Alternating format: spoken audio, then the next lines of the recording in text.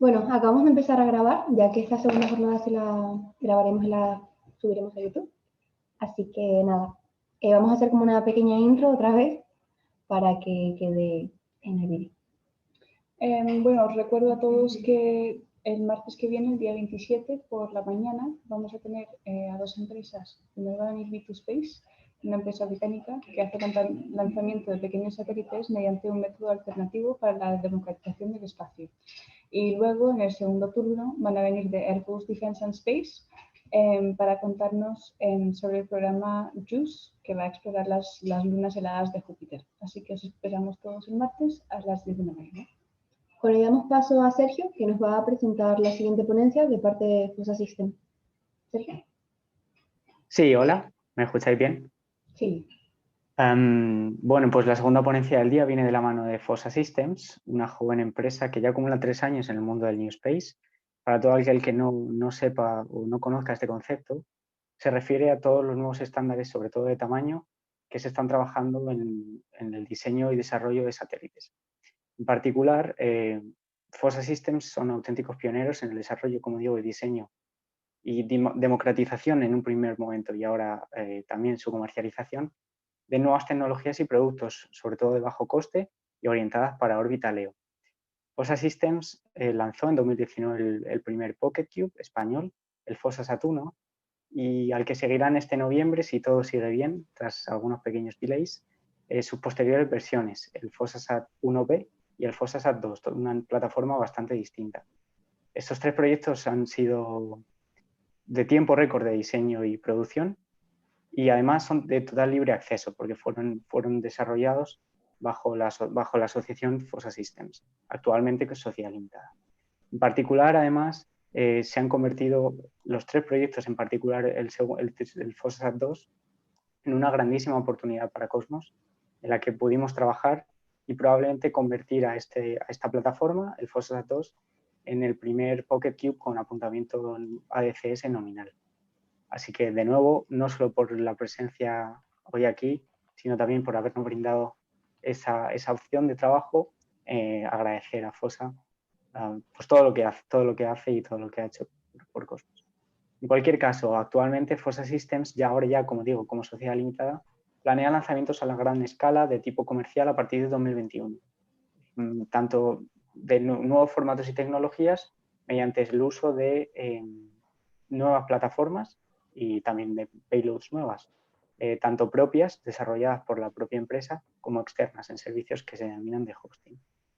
La cara visible de FOSSA Systems es su actual CEO, Julián Fernández, al que agradezco enormemente estar hoy aquí. La verdad que es una grandísima oportunidad. Julián, a muchos os sorprenderá a continuación. En cualquier caso, también dirige Citadel Space, otra empresa de la industria espacial que pretende revolucionar los viajes interplanetarios mediante el uso de los estándares también de tamaño de CubeSat y PicoSat, como vengo comentando. Y trabaja en proyectos tan innovadores como el Deployer, que recientemente ha publicado Pandion Orbital, con capacidad para 98 unidades. Para los no iniciados, estas 98 unidades pueden incluso implicar 98 satélites insertados en órbita a la vez. En cualquier caso, ha sido calificado como uno de los 100 directores más prometedores de la industria espacial, además de una larga ristra de premios a la tecnología, a la innovación y también pues en el mundo empresarial. De mi parte, desear enormemente que esta colaboración entre Cosmos y FOSSA siga durante mucho más tiempo y que siga siendo igual de productiva. Así que sin más dilación le doy la palabra para que comience su ponente. Sergio, muchísimas gracias por esa introducción. Ante nada, solo quería preguntar si se me escuchaba y se me veía bien. Sí, sin problema. Vale, se perfecto. ve bien, se escucha bien. Pues nada, yo primero quería dar las gracias a SpaceCon por organizar este impresionante evento. La verdad que sé el trabajo que involucra organizar una conferencia y a esta escala, haciéndolo de manera virtual, pues nada, mi enhorabuena a todo el equipo y a Sergio por esta introducción. La verdad que está siendo súper interesante. El otro día estaba mirando una charla del Airbus y la verdad que muchas personas muy interesantes dentro del sector aeroespacial. Espero poder llegar a ese nivel. pero en cualquier caso, pues nada, aquí en adelante os presentaré un poco la empresa y la asociación de FOSSA Systems con respecto a su desarrollo de tecnologías aeroespaciales. Así que sin tardar demasiado voy a proceder a abrir la presentación y a compartir mi pantalla. Vale. Pues de este modo, a ver, ¿qué voy a modificar?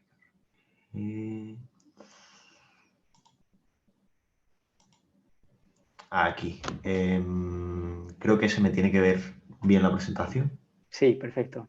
Perfecto. La última vez me pasó que no le di a ese botón, pero ahora parece que funciona. Así que bueno, efectivamente soy Julián Fernández, soy el CEO y cofundador de FOSSA Systems. Como ya ha dicho Sergio, es una empresa, bueno, ahora está establecida como empresa, de al desarrollo de Pocket Cubes. Pero antes de entrar en explicar quiénes somos, quería empezar explicando, bueno, qué son estos Pocket Cubes, qué son estos satélites.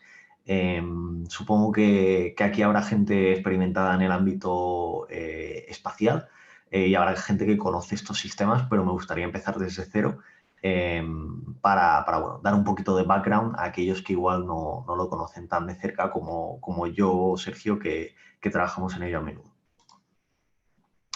Pues, como he dicho, estaremos hablando de la introducción de los Pocket Cubes, de nuestra misión que se lanzó en órbita baja el año pasado, una nueva misión que estamos haciendo en colaboración con la Asociación Cosmos, que se lanzará en los próximos meses, y ya la parte empresarial de este proyecto, de cómo hemos bueno, desarrollado nuestro propio desplegador y nuestras propias plataformas satelitares para dar servicios pues a un mayor rendimiento para bueno, hacer cosas más enfocadas en las telecomunicaciones, en el IoT y en bueno, dar servicios comerciales.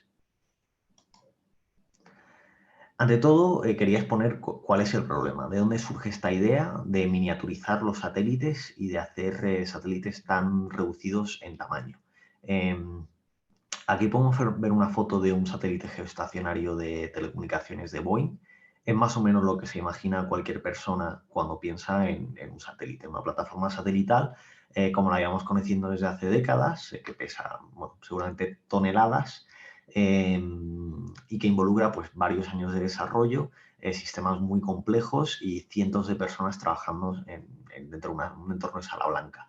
Son proyectos muy complejos, normalmente financiados por estados, y desde luego que no está típicamente dentro de la mano de una empresa privada, pues desarrollar un satélite de este estilo.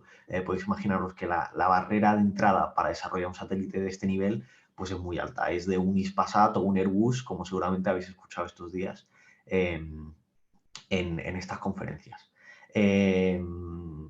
Seguramente conoceréis también los CubeSats, sobre todo dado el ámbito del Congreso, conoceréis los CubeSats, que son satélites de 10 centímetros de lado, que se han popularizado en las últimas 2 décadas, desde la introducción de Bob Twiggs en el 2002, me parece, de este form factor, pues lentamente se ha ido utilizando a nivel educativo y ahora más y más estamos viendo que hay un predominio del sector comercial dentro de los CubeSats. Esta plataforma te permite lanzar un satélite al espacio pues por un coste, una fracción de lo que antes costaba lanzar un satélite al espacio.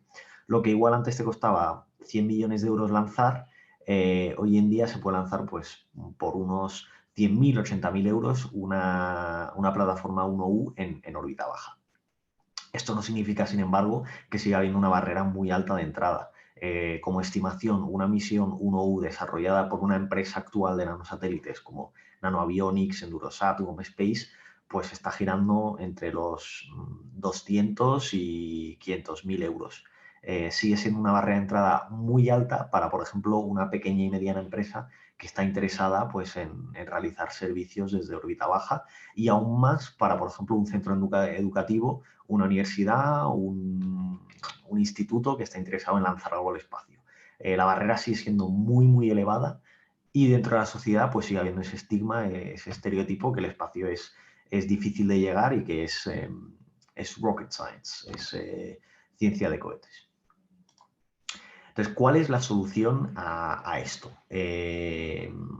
Luego explicaré un poco cómo entra FOSSA y cómo surgimos con la idea y cómo hemos querido miniaturizar la tecnología para reducir costes. Pero en esencia, los Pocket Cubes ya existían, no los inventamos nosotros, existen desde el 2000, bueno, en el 2014 se lanzaron los primeros, pero existen desde hace ya igual casi una década. Son unos cubos de 5 centímetros de lado, entonces es una octava parte de lo que es el CubeSat, y tienen una masa de 250 gramos. Y la idea es miniaturizar aún más el satélite, partiendo de la base que si miniaturizamos la tecnología, reducimos la masa del satélite y reducimos el volumen del satélite, pues podemos reducir los costes de lanzamiento. Y la idea con el Pocket Cube es reducir el coste de lanzamiento. Es meramente reducir estas dos variables para bajar el coste. De esta manera, bajando el coste de lanzamientos, nos podemos permitir utilizar tecnologías mucho más arriesgadas y llevar a cabo desarrollos mucho más arriesgados sin tener que cumplir con todo el compliance y todas las calificaciones que normalmente se llevan a cabo dentro de un satélite de mayor nivel. Estamos utilizando tecnología totalmente COTS que ya se lleva utilizando en los CubeSats, pero, por ejemplo, al reducir estos riesgos, nos podemos permitir pues, integrar un chipset o cualquier tipo de componente COTS que acaba de salir en el mercado sin tener ningún tipo de flight heritage. En una misión Pocket Cube, un lanzamiento suele costar, pues bueno, ahora con la introducción de nuestros deployers, unos 18.000 euros para cada 1P y en comparación son 80.000 euros para un 1U. Estamos hablando de una reducción de coste bastante grande que puede hacer la diferencia entre decidir elegir un componente que tiene Flight Heritage o un componente que todavía no se ha probado, pero que igual tiene características mucho mejores. Y con los Pocket Cubes lo que alcanzamos es la reducción de riesgo en lo que son las misiones enteras. Aparte, el Pocket Cube es una muy buena plataforma de demostración tecnológica por su coste. Como he dicho, reducimos riesgos y podemos permitirnos probar cosas muy extravagantes y muy arriesgadas en periodos de tiempo muy cortos. Nuestros FOSSASats ahora mismo se están desarrollando cada iteración en un periodo de unos 3 meses. Sí hay que tomar en consideración que nosotros ya tenemos la experiencia en el sector y ya hemos lanzado un satélite, pero como universidad o como instituto es totalmente factible desde tener la idea a lanzarlo un periodo de un año. Es bastante factible hacerlo de esta manera. Bueno, ya introduciendo FOSSA Systems, FOSSA Systems se funda en 2018. Esta historia la cuento siempre porque la mayoría de la gente no me cree, pero FOSSA Systems se fundó en un foro de Reddit, en un hilo de Reddit. Yo hice una publicación diciendo, oye, tengo una idea, quiero lanzar un satélite al espacio, pero no tengo dinero y no sé cómo podemos hacerlo de la manera más barata posible. Y como alumnos que éramos, porque nos unimos unos cuantos alumnos dentro de este hilo, pues decidimos encontrar la manera más barata de enviar un satélite al espacio. Y esto es la primera prueba práctica, el primer caso de negocio de una necesidad de enviar un satélite al espacio. De la misma manera que nosotros queríamos lanzar un satélite de manera barata, pues lo podría hacer un negocio o, como he dicho, una institución educativa, etcétera. Entonces, en 2018 nos pusimos este objetivo y directamente empezamos a trabajar. Desde el primer día que fundamos la asociación, pues empezamos a desarrollar y a aprender cómo fabricar un Pocket Cube. Yo no soy ingeniero aeroespacial, de hecho, todavía no tengo ni el bachillerato. Estoy en segundo bachillerato y no tenía los conocimientos para desarrollar un satélite.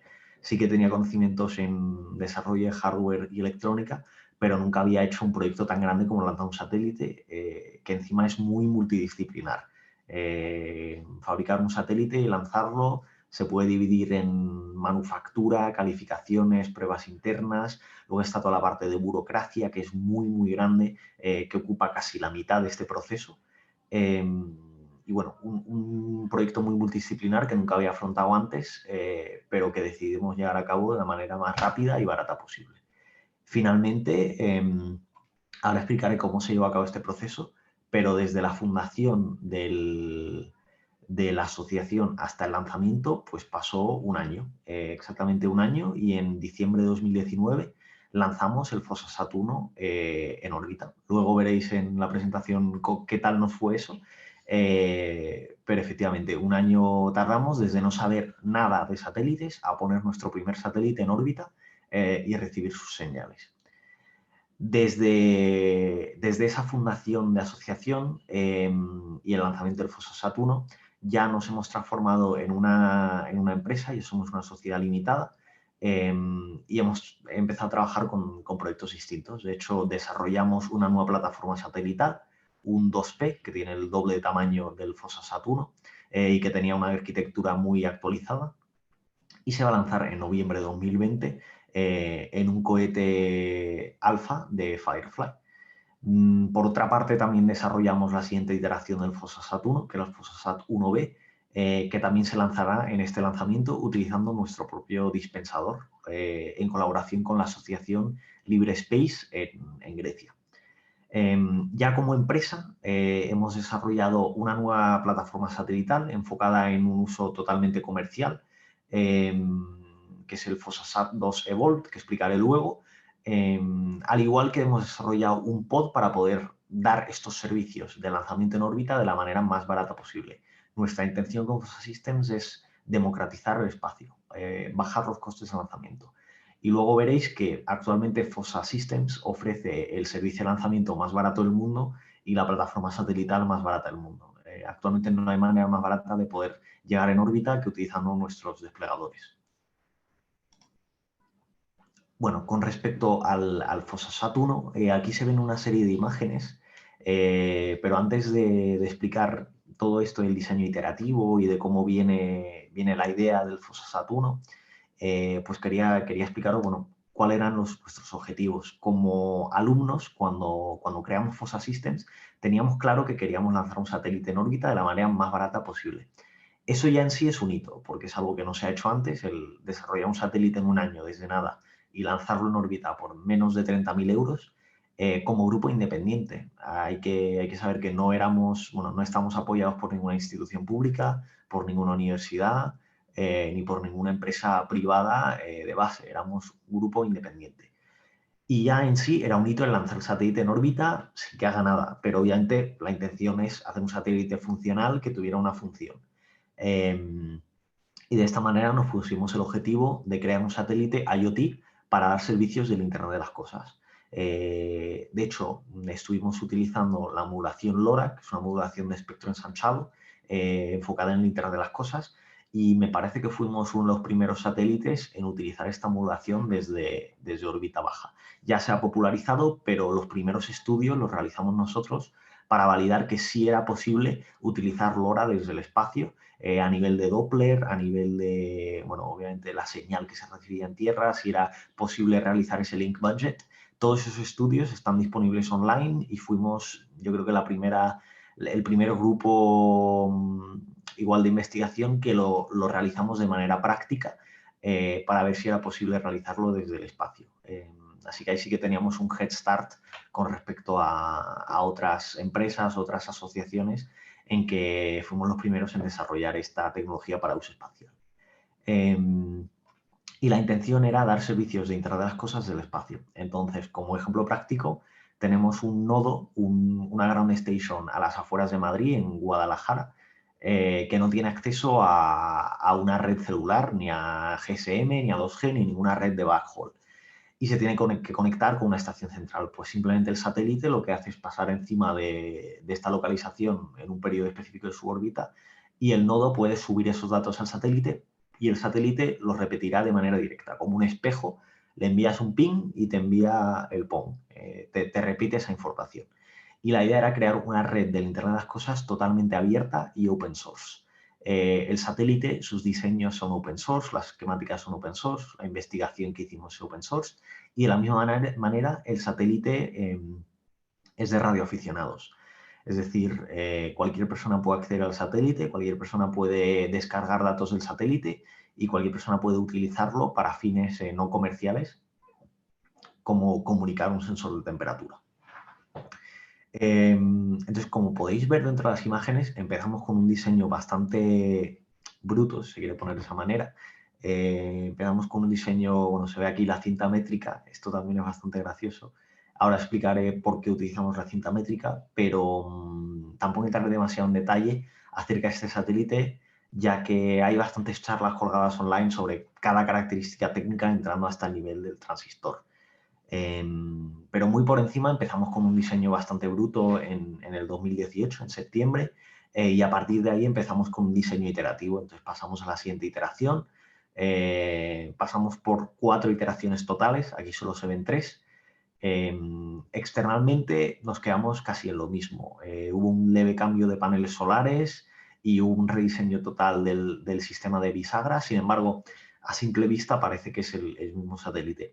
Internamente sí que tuvimos algunos cambios bastante drásticos, desde cosas tan simples como el ordenador a bordo al sistema de radiofrecuencias, etc. De hecho, empezamos con un sistema redundante. Esto es un error bastante común en este tipo de satélites. Lanzar el primer satélite ya es un hito enorme. Ya el hecho de que lances un satélite es algo muy... Bueno, de que lances un satélite esta característica es algo muy innovador. Entonces, nosotros nos pusimos la meta de que funcione. No queríamos hacer nada complicado y queríamos seguir una mentalidad keep it as simple as possible. Y empezamos comiéndonos bastante el coco con sistemas redundantes, con dual OVCs, etcétera, y al final acabamos con un sistema con single points of failure. No teníamos sistemas redundantes, teníamos lo básico para que funcionara. Y de hecho creo que fue la opción más correcta y nos alegramos mucho de haber utilizado este sistema, porque en una primera misión nosotros no teníamos ninguna experiencia y había muchas cosas que habrían podido ir mal. No habría tenido ningún sentido desarrollar este satélite de manera muy compleja, porque seguro que en algún paso nos habríamos equivocado y habríamos introducido más puntos de fallo. Si reduces componentes totales y reduces complejidad, reduces puntos de fallos. Sí es verdad que ahora tenemos una mentalidad distinta, porque ya hemos evolucionado en nuestra mentalidad de ingeniería. Sin embargo, en una base inicial es mi recomendación para cualquier tipo de grupo que está desarrollando un satélite. Entonces acabamos con un ordenador a bordo ATmega, de la misma manera que se utiliza un Arduino. De hecho, lo programamos con el Arduino IDE, un DRF1268T que se comunicaba por RTTI y por LoRa con la Tierra, también con GFSK. Y luego pues teníamos algunos circuitos de supervisión. La verdad que no es tan complejo como alguien se podría imaginar, pero tampoco es simple. Hay que introducir sistemas de vigilancia contra single event latch-up, single event upsets. No es tan simple fabricar un circuito para uso espacial, ya que hay muchas consideraciones, principalmente las ambientales de radiación y de temperatura. A nivel interno, con respecto a la tecnología que estamos utilizando, hay bastantes subsistemas. La payload realmente se encuentra dentro del OVC, que es el transceptor que estamos utilizando de ambas maneras. O sea, la payload de nuestro satélite es el transceptor, que se utiliza también como Station Keeping Receiver. Entonces teníamos 2 placas, la placa de EPS con los SPV1040, la placa de orden a bordo con nuestro ATmega 328P junto con el transceptor y los circuitos de supervisión. Y luego teníamos un sistema de control de actitud pasivo utilizando imanes pasivos. Entonces es muy interesante esto y bastante inteligente el sistema que utilizamos porque no utiliza alimentación. Es pasivo, no hay que controlarlo y se alinea automáticamente. Lo que se hace es introducir 2 imanes dentro de la estructura del satélite y el satélite se va a alinear con el campo electromagnético como si fuera una brújula. Y esto funcionó bastante bien y nos permitió pues, ralentizar el giro del satélite. Esto está dentro de una estructura de aluminio que también servía como masa para intentar aumentar la vida útil del satélite. Más masa tiene el satélite, más momento va a tener en órbita y mayor va a ser la vida útil del satélite. En nuestro caso, la vida útil fue de aproximadamente unos 10-11 meses. Digo fue porque me parece que entre ayer y hoy el satélite reentró en la atmósfera. No puedo confirmar ese dato porque fueron predicciones y no lo he vuelto a mirar, pero diría que el satélite ha vuelto a reentrar esta semana, por lo que, bueno, es un poco acto conmemorativo hacer esta presentación, pensando que, bueno, ya hemos acabado y igual alguna persona, pues, ha estado debajo de este satélite cuando ha vuelto a reentrar, que, por cierto, no deja ninguna basura. La vida útil era de 11 meses, algo bastante importante que tenemos en nuestra mentalidad y nuestra ética como fabricantes de satélites, que es que nunca lanzamos estos satélites más allá de su vida útil electrónica. Si el satélite está diseñado para utilizarse 3 años, pues se lanza en una órbita baja que solo va a durar 3 años y que se va a degradar automáticamente con la poca fricción que hay de átomos de oxígeno monoatómico y etcétera, que genera una fricción muy leve de manera exponencial hasta que vuelva a entrar en la atmósfera. Sí es verdad que esto también era otro problema, el oxígeno monoatómico, que nos dio algunos problemas con respecto a los paneles solares. De hecho, creo que hay un slide donde se ven los paneles solares. Les aplicamos una cobertura de epoxi para poder evitar que se dañen, que se corroen con lo que es el oxígeno monoatómico. Y la estructura interna del satélite se realizó con bloques de aluminio 6061 junto con tornillería M2. La verdad que un satélite de estas dimensiones no tiene grandes limitaciones a nivel de su capacidad de soportar el lanzamiento. Como tiene tan poca masa, no hay vibraciones de baja frecuencia y es muy difícil que se rompa algo. La verdad que nosotros hemos visto, por muy mal que se diseñe algo, porque nosotros hicimos errores en el diseño, es muy difícil que un satélite de este tamaño se rompa algo. Sin embargo, sí es verdad que tienen que estar diseñados pues, junto con estudios de análisis de frecuencias modales, estudios de fuerzas estáticas, etcétera, para ver que no se van a romper con las fuerzas que tenemos en lanzamiento. Estamos hablando de unos 12 Gs al lanzamiento y frecuencias muy fuertes de random vibrations que afectan el satélite. Una cosa muy importante de fabricar un satélite son las pruebas que se tienen que realizar. Esto siempre lo repito. Una cosa es un datasheet y otra cosa pues, es un componente en la vida real y ver cómo funciona de verdad. Nosotros hemos pasado por muchos componentes, hemos pasado por muchos datasheets y casi nunca se alinea exactamente el datasheet con el componente, y esto pasa absolutamente con todo. Lo que veis aquí en estas imágenes es una prueba de un globo meteorológico que lanzamos con un satélite, bueno, un replicador, un satélite, para hacer una prueba de telecomunicaciones. Y de hecho, con este lanzamiento batimos el récord de The Things Network, que es una red de LoRa, junto con Galileo, que es igual lo conocéis por Twitter, es otra persona bastante involucrada en el desarrollo de tecnologías LoRa, y que ha estado muy involucrada en el diseño de la Ground Station del FOSSA-SAT 1. La verdad que muchos agradecimientos de parte de FOSSA para Galileo. Pues batimos el récord de telecomunicaciones y llegamos a 489 kilómetros, utilizando un spreading factor de 7 y una alimentación que es 10 veces menor a la que vamos a utilizar en órbita. Entonces, esto era bastante importante porque de manera práctica pudimos pudimos probar que era posible realizar un enlace con este satélite en órbita. El satélite está orbitando a unos 400 kilómetros y, como vemos, la distancia recorrida en esta prueba era 489 kilómetros, por lo que validaba nuestro diseño y que como mínimo era posible enlazarse con el satélite cuando estaba exactamente por encima de nosotros. Sin embargo, en el horizonte alcanzamos distancias de casi 2.000 kilómetros, que también fueron posibles alcanzarlas utilizando un spreading factor más bajo y una potencia más alta de transmisión. Más a nivel de pruebas, estas son las pruebas de vibración que realizamos en la Universidad Politécnica de Cataluña, en el Nanosat Lab. Trabajamos mucho con ellos, ya hemos hecho bastantes pruebas de calificación. Y aquí, bueno, pues se ve el FOSSA-SAT 1 dentro de su MGSE, su Mechanical Ground Support Equipment, para realizar las pruebas de vibración a alta frecuencia. No he puesto el vídeo, sin embargo es bastante gracioso ver cómo el satélite lo vibran a muy alta frecuencia y parece que va a explotar, pero no, al final no explota y de hecho sin ningún problema pasó las pruebas de calificación. Lo que se hace es un estudio modal de las frecuencias, entonces el satélite lleva acelerómetros que identifican las frecuencias modales, o sea, la respuesta modal del satélite frente a las frecuencias.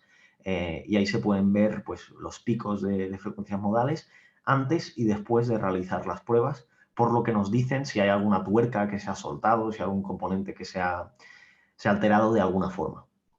Aparte de las pruebas de vibraciones, también tendríamos que realizar pruebas de TVAC, pruebas de termovacío, en las cuales ciclamos el satélite de baja temperatura a alta temperatura, mientras que lo estamos utilizando, para validar que su electrónica funciona correctamente y que no hay ninguna alteración a la estructura, por ejemplo, en la contracción o la expansión de materiales, aunque suele estar más enfocada en la prueba funcional de la electrónica del satélite. Aquí se ve una cámara TVAC, sin embargo, al final la realizamos dentro de nuestro propio laboratorio. Cabe destacar que todo el desarrollo del Fosasat 1 en hardware se hizo en la Universidad Rey Juan Carlos, en lo que es en el campus de Móstoles. Se desarrolló en la sala ISO 7 del grupo de optoelectrónica, me parece, el laboratorio LabCadio, nos dieron pues, sus instalaciones ISO 7 para desarrollar el satélite Fosasat 1 en su interior. Tenemos que mantener unos niveles de limpieza bastante altos, no por nuestra misión, porque a nosotros nos da un poco igual que esté sucio el satélite, aparte igual la pérdida de eficiencia de los paneles solares, es más bien por el riesgo que supone tener polvo que podría depositarse sobre otras payloads, como por ejemplo pues, una cámara de observación terrestre que tendría un satélite que vale millones de euros. Es por respeto. Entonces, efectivamente, la Rey Juan Carlos nos puso a disposición el laboratorio LabCadio con su sala ISO 7, aunque no es 100% necesario. Sería posible también desarrollar un satélite en un ambiente sucio y luego traerlo a la sala blanca y limpiarlo. De hecho, es lo que hicimos en nuestra última misión. Se desarrollaron en un ambiente sucio y luego se limpiaron. Vale. Pues aquí se ve la foto del laboratorio en sala blanca, aquí se ve la foto de integración y aquí podemos ver una foto de la estructura interna con todo el cableado, donde se ve bueno, que todo está soldado directamente, no utilizamos ningún conector, más bien por seguridad. Esto significa que era muy complejo montar el satélite, se tardaban unas 8 horas montar el satélite entero. Sin embargo, pues no había el riesgo de que se desconectase nada. Entonces, como he dicho, era una demostración de plataforma, un experimento LoRa y fue lanzado en diciembre de 2019. Entonces, bueno, lo lanzamos en un cohete Electron de Rocket Labs a una altura de 400 kilómetros y instantáneamente, desde la primera hora, 2 horas, recibimos paquetes del satélite. La verdad es que no sabíamos qué esperarnos porque hacer un satélite era algo muy complejo y teníamos muchas dudas acerca de muchos subsistemas, pero al final funcionó correctamente hasta un cierto nivel y pudimos recibir paquetes en las primeras 2 horas mediante RTTI en Australia, luego en China, luego en Serbia. Recibimos paquetes de muchos radioaficionados. Era muy importante cómo se involucraron los radioaficionados a nivel global para intentar decodificar el satélite. La verdad que tuvo bastante atención mediática. Entonces funcionó correctamente, recibimos información, de hecho hasta llegamos a decodificar LoRa. Un problema que sí tuvimos desde el primer instante es que la intensidad de la señal era muy baja, era bastante más débil que lo que teníamos estimado y en base a nuestros estudios analizando la telemetría de los paneles solares, pues llegamos a la conclusión de que los paneles solares no se abrieron y no se desplegó la antena. Entonces el satélite funcionó correctamente, de hecho emitió bastante telemetría, recibimos cientos de paquetes El problema es que transmitía a una muy baja potencia y no se podía recibir con antenas de baja ganancia. Hacía falta una antena enorme, una Yagi de 14 elementos para recibir información del satélite. Esto significa que la misión fue exitosa, pero no totalmente. Estamos hablando igual de un 80% de los objetivos que fueron cumplidos. Es importante que estuvimos utilizando un protocolo de transmisión redundante, que es RTTI. Es un protocolo de transmisión de la Segunda Guerra Mundial que transmite información a unos 45 baudios. Sin embargo, tiene una señal muy potente al ser narrowband que permite decodificarla hasta a mano. Y de hecho aquí se puede ver en Audacity cómo algunos señales de algunos paquetes de muy baja potencia los logramos decodificar no con un ordenador, sino a mano, porque era más fácil a mano poder identificar cada byte dentro del mensaje. También era muy interesante, pues bueno, cuando lanzamos el satélite en órbita, luego nos dimos cuenta que había que operarlo y había que hacer toda la parte de troubleshooting. Nos dimos cuenta que teníamos que arreglar un satélite en órbita. Hemos lanzado un satélite y tenemos el problema de que las antenas no se abren. Ahora, ¿qué hacemos? Y nos dimos cuenta que no habíamos diseñado bien pues, el plan de operaciones del satélite. Fue un poquito caótico los primeros 3 días, pues yendo al campo con las antenas a intentar transmitir al satélite, intentar probar distintos comandos para que pueda abrir sus paneles, etc. Entonces, en ese aspecto sí que es algo que hubieran podido mejorar. Y en total el satélite transmitió durante unos 2-3 meses y ahora os enseñaré la telemetría. Estuvimos trabajando en colaboración con Radiant Systems, que nos hicieron un estudio térmico preliminar del satélite y que luego contrastamos la información térmica con ellos. De hecho, es una de las primeras informaciones térmicas que existen acerca de Pocket Cubes, de dispositivos tan pequeños en órbita, y lo que nos dimos cuenta es que se comportaban de manera muy estable, porque al tener tan poca masa térmica y al tener un sistema muy aislado, de hecho, en el diseño se ve que teníamos la batería compactada junto con el OBC y el transmisor, por lo que toda la energía térmica está compactada en un pequeño espacio aislado, pues vemos que la variación de temperatura era casi nula. Estamos hablando desde -5 a 15 grados y externamente de -25 a 45 grados.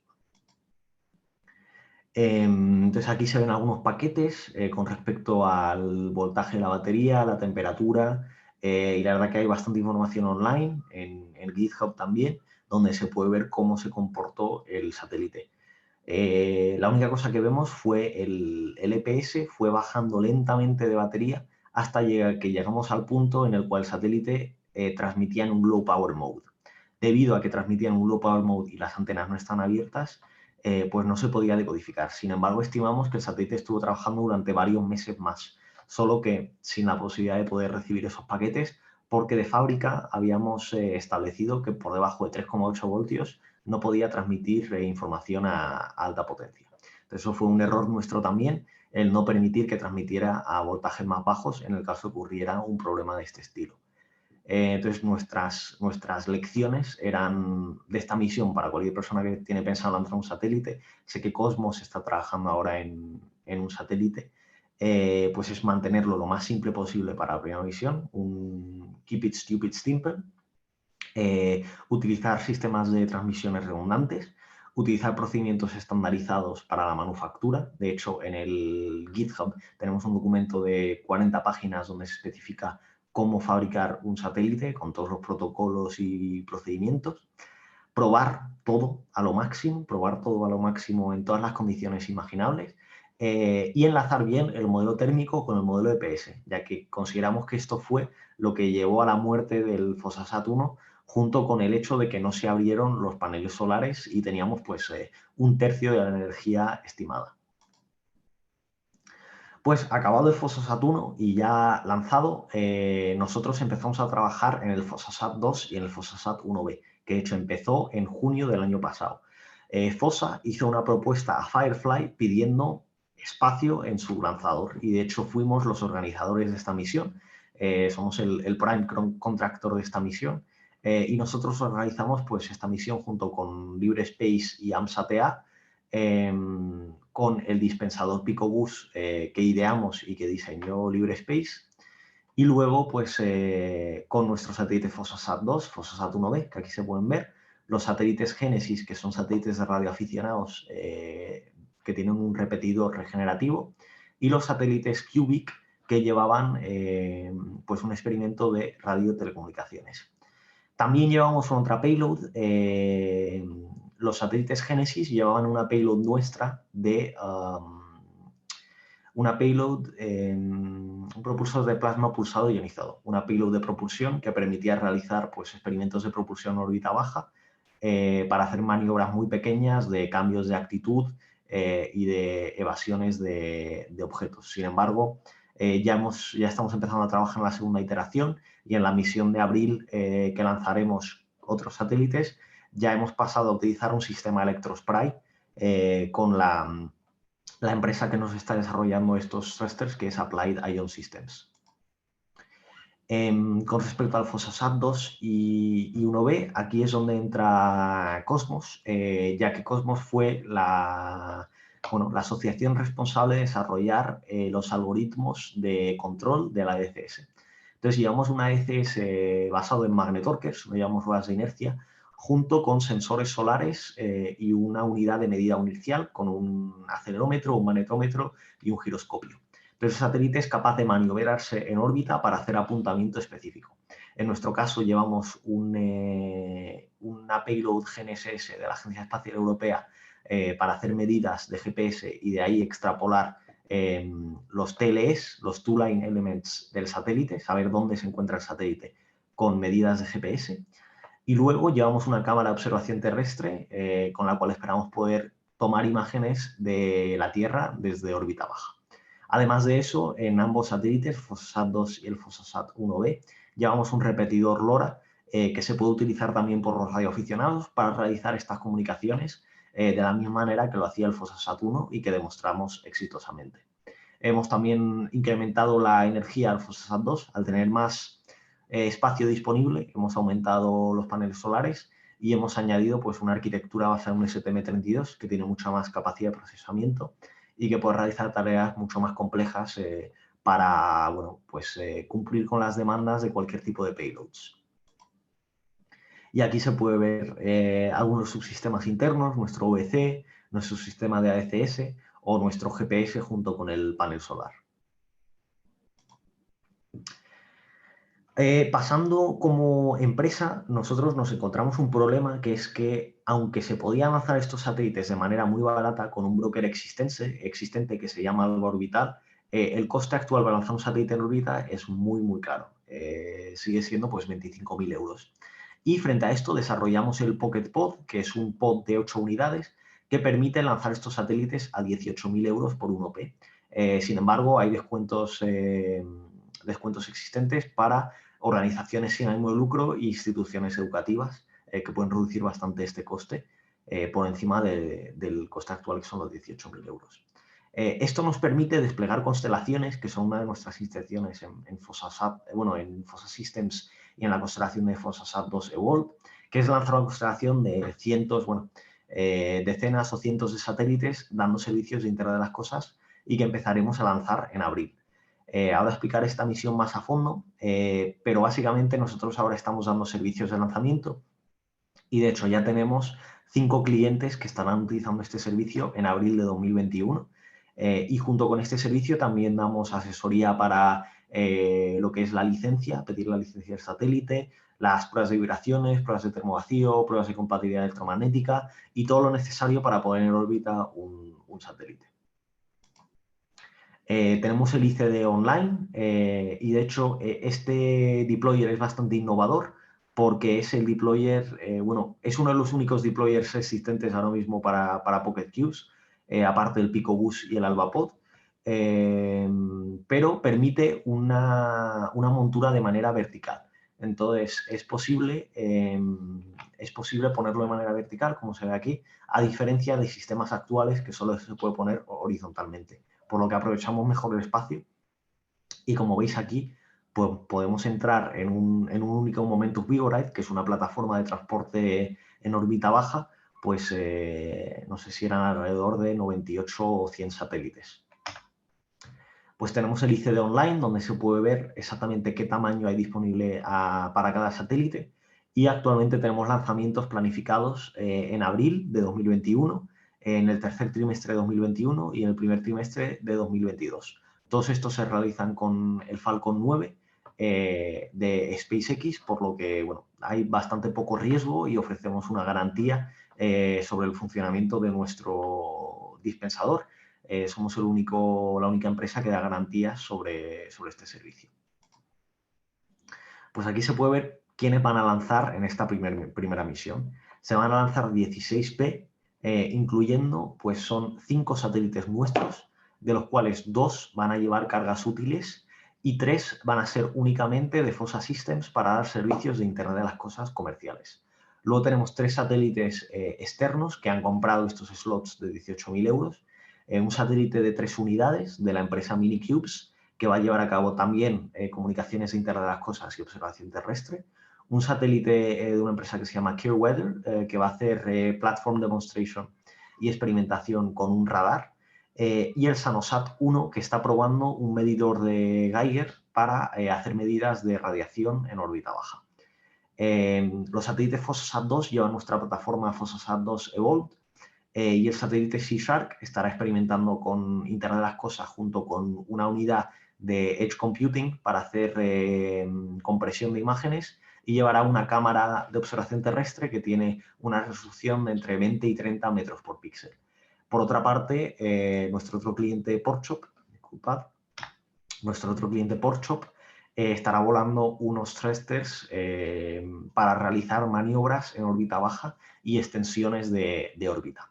Entonces están utilizando esta plataforma como In-Orbit Demonstrator. Es importante saber que los FOSSASat 2E cuestan 100.000 euros todo incluido, lanzamiento, desarrollo de plataforma, integración de payload, licencias, y se pueden utilizar tanto para constelaciones, o sea, desplegar una constelación de 60 satélites por 60 millones de euros, 6 millones de euros, perdón, que actualmente es imposible hacer. Es la manera más rápida de desplegar una constelación con cobertura global, y es algo que estamos intentando hacer. Y por otra parte, también es la manera más barata pues de poder hacer demostración en órbita de cualquier tipo de sistema. Pagas la cantidad de dinero y tienes una plataforma para hacer todos los experimentos que te haga falta en órbita. De hecho, el espacio disponible es 1P entero.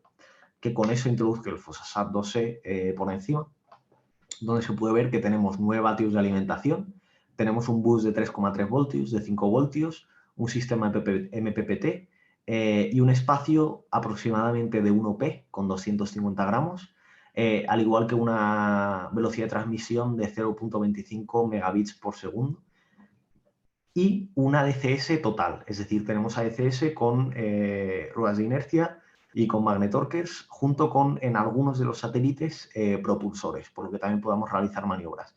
De hecho, los de Porkchop llevarán estos 4 propulsores para realizar maniobras de actitud y de evasión y de extensión de órbita, al igual que también llevaremos una payload de Applied Ion Systems.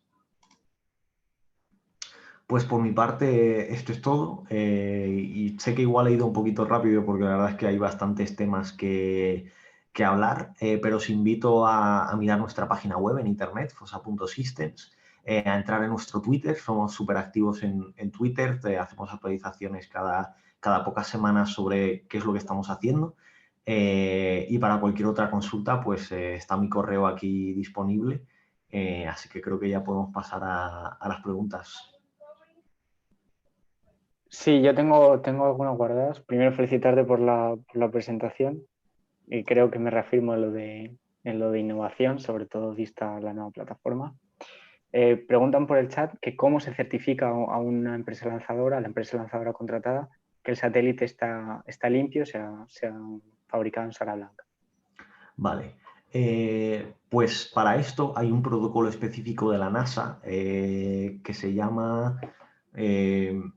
bueno, no me sé el código exacto, pero es NASA Visual Cleanliness Review, y realmente lo que se hace es una inspección visual No te sé decir el procedimiento exacto, pero se hace una inspección visual del satélite para ver que no hay ningún tipo de polvo por encima. Y aparte de eso, también hay que hacer una declaración de responsabilidad. Hay que firmar que declaras que tu satélite se ha hecho de manera limpia, por lo que un poco, en teoría, se podría hacer trampas, pero bueno, como legalmente hay que mantener el satélite limpio para evitar cualquier tipo de problemas. Y luego también hay que hacer una declaración sobre los materiales que has utilizado para evitar el outgassing de estos materiales. Ajá. A propósito de esto último que comentas, de los materiales, también preguntan acerca de licencia, legislación en general, para tener satélites en órbita LEO, que quizás para gente no introducida en el tema o ajena puede parecer algo complicado, ¿no? Desde un primer momento. Y yo sé que hay experiencia de sobra, tienes experiencia de sobra. Con respecto a licencias, ¿te refieres? Sí, eso es. Sí, pues la parte de licencias es algo que no he hablado demasiado porque para mí, sinceramente, es la parte más chorra de enviar satélites. Ya al fin y al cabo me gusta diseñar, no me gusta la administración, no me gusta hacer papeleo, pero sí es verdad que lanzar un satélite es casi 3 días de tener papeles delante de ti y como mucho 2 días de estar diseñando. Hay mucho papeleo involucrado y bueno, yendo por encima, sin meterme demasiado en detalle, en GitHub tenemos una guía sobre, bueno, de hecho se llama una guía para tontos sobre cómo registrar un satélite. Y lo que hay que realizar, bueno, se pasa por varios pasos. Primero hay que acudir al Ministerio de Telecomunicaciones, más precisamente el Departamento de Servicios Espaciales en España, para bueno, decir que tenemos la intención de enviar un satélite y para que nos den asesoría en qué exactamente es la documentación que tenemos que aportar. Una vez que te dicen qué documentación tienes que aportar, esto dependerá de si es un satélite radioaficionado o comercial. En este caso explicaré los radioaficionados, supongo que es el que más interesa, ya que no sé si la gente que está haciendo satélites comerciales ya entiende cómo se hace esto. Entonces, hace falta ser radioaficionado, hace falta tener una licencia de radioaficionado para poder ser el operador legal del satélite. En mi caso, yo tuve que sacarme la licencia de radioaficionado, entonces se va al Ministerio de Telecomunicaciones, haces el examen, hay que estudiártelo, etc. Y se tiene que presentar pues, una memoria técnica completa del satélite, una declaración responsable de no contraprestación económica, donde se dice que el satélite es sin ánimo de lucro, no se va a utilizar para nada comercial. Y luego una parte muy importante es la comunicación con la Unión Internacional de Radioaficionados. Esto es un organismo internacional que regula los satélites de radioaficionados y que te van a otorgar o no, según su propio análisis, si te mereces tener una licencia. O sea, ellos ven tu satélite, les envías un documento de unas 20 páginas explicando qué es lo que hace el satélite y ellos van a decir, ¿beneficia a la comunidad de radioaficionados o no? Y de esta manera tienes derecho o no a tener una banda asignada porque es un espectro limitado y hay competencia. Y no todos los satélites pasan, sobre todo si es una empresa comercial. Si se ve que hay algún interés comercial o si se ve que hay algo un poco fuera de lo común, normalmente te deniegan la aplicación. En el caso del Fossa Saturno, como llevamos un transceptor LoRa, nos dieron mucho problema.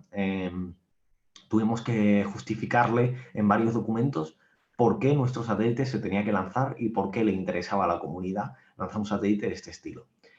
Una vez que tenemos el permiso de la IARU, se vuelve a la Administración Central Española y ellos te tienen, bueno, tras pagar las tasas, tras enviar más documentación, más declaraciones, proceden a enviar un API. Un API es un Advanced Publication Information, es una base de datos hecha en un software de los años 90, en los cuales tienes que meter pues, toda la información de transmisión del satélite y hay que enviarlo a la ITU, a la Unión Internacional de Telecomunicaciones. Eso se publica de manera abierta, de tal manera que cualquier país puede buscar tu satélite en Internet y ver qué características tiene y si le causa algún problema. Al cabo de los 3 meses de haber realizado esa publicación, ya en teoría se puede lanzar el satélite con el API online durante 3 meses. Este periodo de 3 meses existe para que los países puedan enviarte cartas de coordinación, que te puedan decir, oye, soy Rusia, tengo un radar que interfiere con tu satélite, quiero que me cambies de frecuencia. Y de hecho nosotros también tuvimos muchas cartas y hubo que hablar con bastantes agencias para asegurarnos pues, que no iba a haber ningún problema de frecuencias. Y aparte de eso, cuando se lance el satélite, hay que realizar un registro con las Naciones Unidas. Ese es el último paso, que el satélite tiene que estar registrado con las Naciones Unidas en el registro de objetos espaciales exteriores.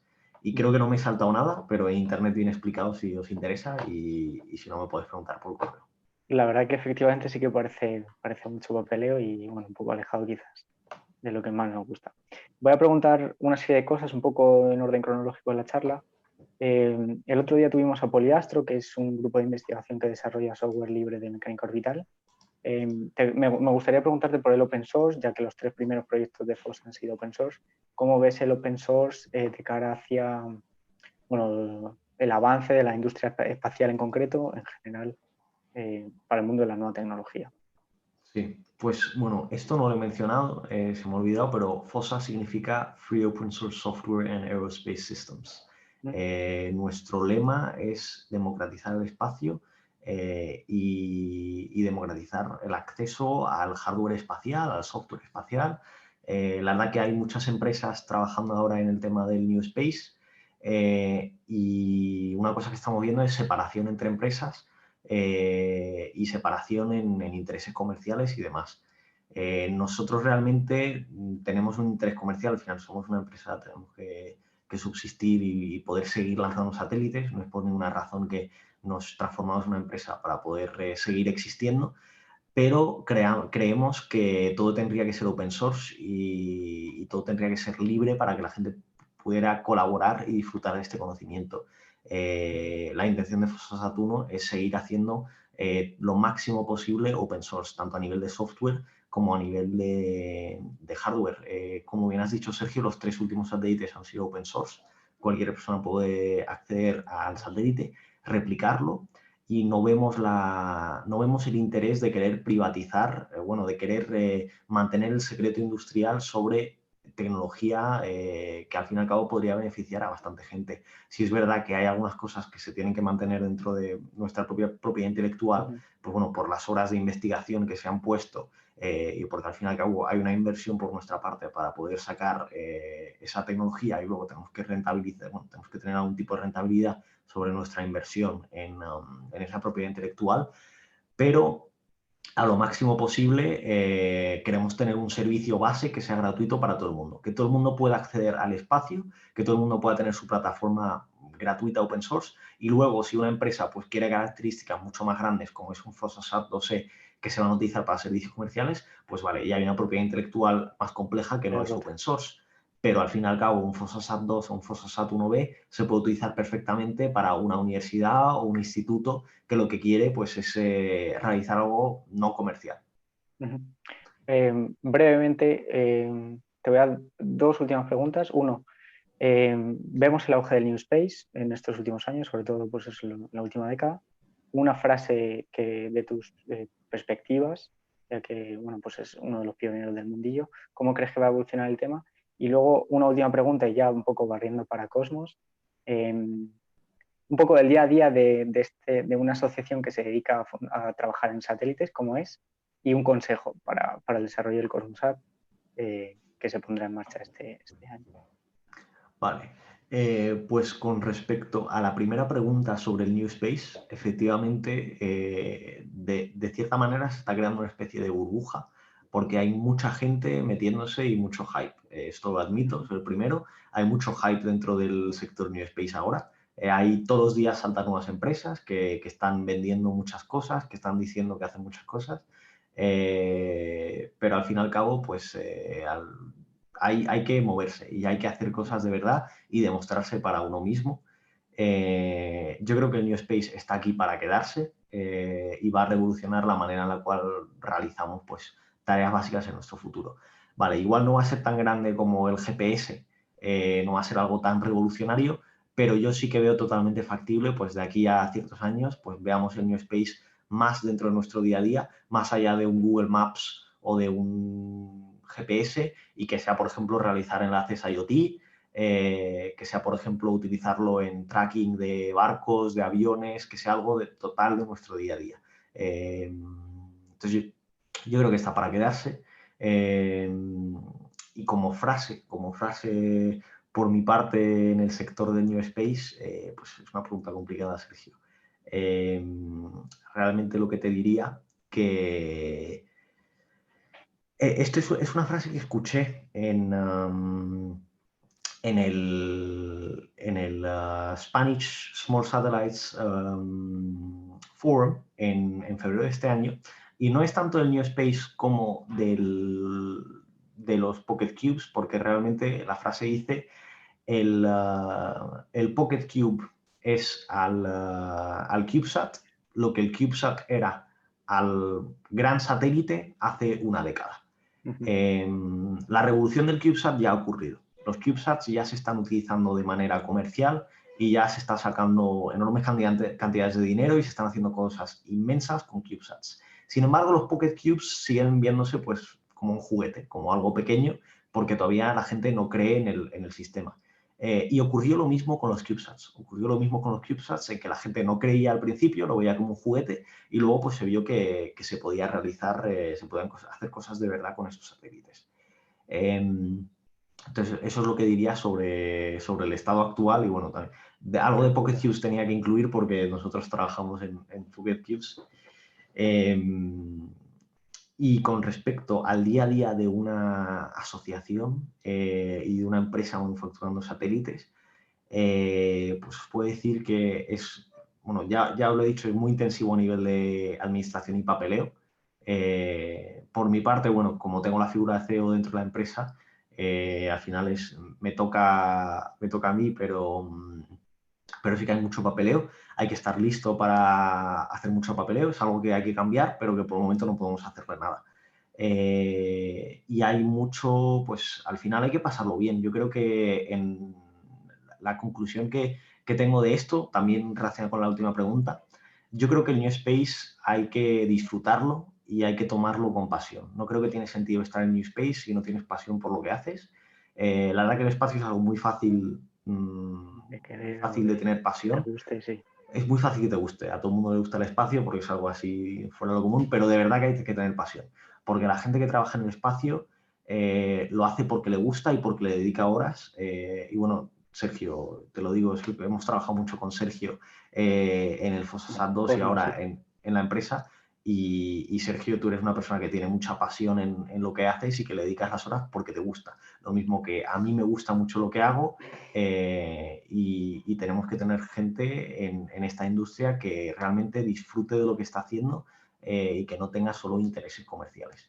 Entonces, es una parte muy importante de nuestro día a día, aunque siempre pues, bueno, están los temas administrativos, los temas burocráticos, los temas de problemas de último momento. Si es verdad que Sí. esto te lo puedo decir en el Fosasat 1, en el Fosasat 2 y en todos, al final siempre nos vemos corriendo en el último momento. Si os puedo decir algo, en Cosmos, es primero, a ver, os voy a decir cosas contradictorias. Primero, estableceros objetivos muy ambiciosos y estableceros de manera obligatoria. Es decir, si hay una oportunidad de lanzamiento el año que viene, ya la pagáis de antemano y la tenéis preparada, porque eso significa que vais a moveros las pilas y que vais a hacer las cosas. Nosotros, desde el primer momento, ya pagamos el lanzamiento, el depósito inicial, y dijimos, vamos a lanzar en este cohete en este momento, porque es que si no, se alarga la cosa, se alarga y al final no se consigue nada. Entonces, la parte de objetivos, muy importante tener objetivos ambiciosos que te hagan moverse. Y al fin y al cabo siempre hay retrasos, os lo puedo decir, en todas nuestras misiones se supone que lanzas en enero y acabas lanzando en junio, pero el satélite, aunque se supone que lo ibas a tener listo en enero, aún con toda la presión que tenías, lo acabas terminando pues una semana antes de junio. Y siempre estamos al último momento en los plazos muy cortos, eso sí que es algo que digo que en Cosmos vais a tener que organizar muy bien la tempística, pero que vais a tener también que establecer objetivos y al fin y al cabo disfrutad. A nivel técnico, os podría decir 1000 cosas, en la charla ya he dicho bastantes. Lo que sí os recomendaría pues, es echarle un vistazo al GitHub. Hay un documento que publicaré en breve, que es el report del Fosasat 1 con respecto a las operaciones en órbita, donde se hace un análisis in-depth, son unas 100 páginas, sobre qué es lo que ocurrió, qué hicimos bien, qué no hicimos bien y cómo se puede aprender de esta iniciativa. Pero en general, disfrutad del proceso. Lanzar un satélite es algo maravilloso al fin y al cabo. y todo lo que hacéis vale la pena. El mero hecho de poder llegar al espacio y de lanzar algo al espacio, o de al menos estar con la intención de hacerlo, aunque explote el cohete, porque eso por supuesto que puede ocurrir, pero el hecho de estar trabajando en estos proyectos al fin y al cabo es por pasión y porque nos gusta. Bueno, pues muchas gracias. Gracias por los consejos y por toda la ponencia en general. Esperemos, como digo, que la colaboración con FOSSA siga viento en popa durante mucho más tiempo. Y nada, desde aquí cerrar la jornada del SpaceCon de hoy y nos vemos el martes, como hemos comentado, con las ponencias de Bit2Space y de Airbus. Hasta la próxima. Muchas gracias.